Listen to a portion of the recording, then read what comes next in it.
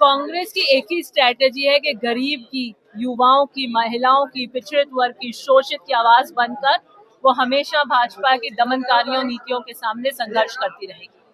जो national Herald का case है वो व्यक्तिगत प्रतिशोध, रूल ऑफ रिवेंज का केस है, जहां पर उन्होंने सुनियोजित तरीके से संवैधानिक संस्थाओं का इस्तेमाल करते हुए गांधी परिवार के खिलाफ ये एक झूठा मामला बुना था, उन्हें बदनाम करने का। घोटाला।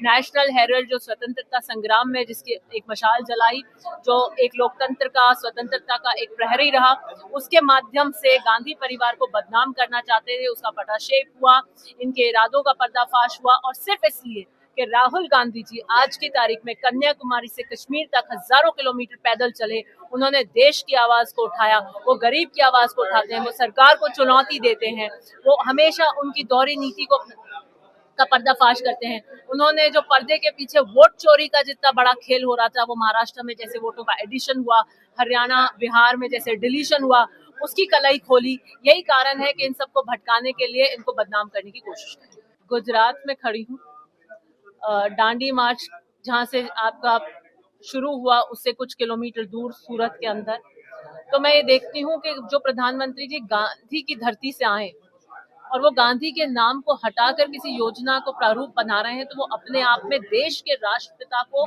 एक गजट नोटिफिकेशन से विलोपित करना चाहते हैं, जो कभी हो नहीं सकता। आरएसएस उनके मातृ संगठन ने कभी गांधी के विचारों को आदर्श नहीं माना।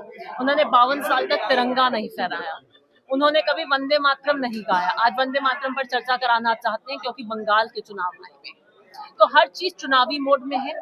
मुझे लगता है कि जहां 125 दिन की बात करते हैं, वहां पे 100 दिन का जो no work windows seasonal break दिया है, वो एक बहुत ही शोषित और आत्मघाती प्रावधान है उसके अंदर। और आज तक वो 50 दिन से औसत ज्यादा किसी को काम नहीं दे पाए। आप आंकड़े उड़ाकर देखिए, जो नाम उन्होंने हटाया है और VBG राम जी नाम दिया है, मुझे लगता है कि वो जी हजूर, जी मोदी जी, इस तरीके की एक नई प्रणाली लेकर आना चाहते हैं।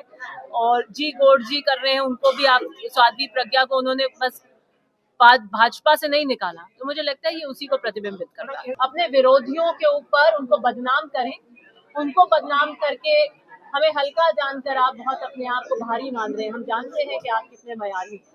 बिहार के मुख्यमंत्री लेवल का आदमी किसी महिला का बुर्का खींचता है, वो कितना योग्य, क्या आपकी टिप्पणी है? मुझे लगता है बहुत निंदनीय है, चाहे वो बुर्का हो, हिजाब हो, कोई पर्दा कर रहे हो, घूंघट कर रहे हो, ये एक महिला की अपनी चॉइस है।